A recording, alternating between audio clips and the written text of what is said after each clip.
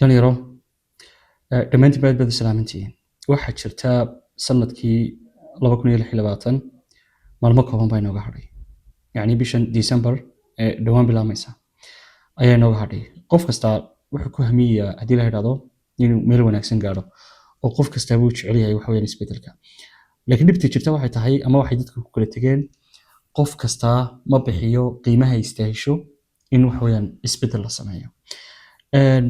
haddaba haddaad doonayso inaad yani si dhaba u samayso isbedel dhaba, shayga ugu muhiimsani waa inaad ka takhalusto caadooyinka dib kaaga haya ama wax kasta oo mataqaana ah waxa yacnihi kaa horjooga inaad gaadho yacni isbedelka aad doonayso inaad gaadho. Isbedelka marka laga hadlayana maaha waxa weeyaan weligiiba jiraya oo wax ay tahay mar walba inaad ka shaqayso. Laakiin si aad isbedel wanaagsan u samayso waa inaad samaysataa habdhaqanno, caadooyin iyo habfikir oo ah halku ka bilaabmaya yacni wax weeyaan isbedelka aad adigu doonayso. Marka intaanay bishani dhammaanin ku dadaal ama maalmaha kooban ka hadhay inaad samaysato qorshe wanaagsan.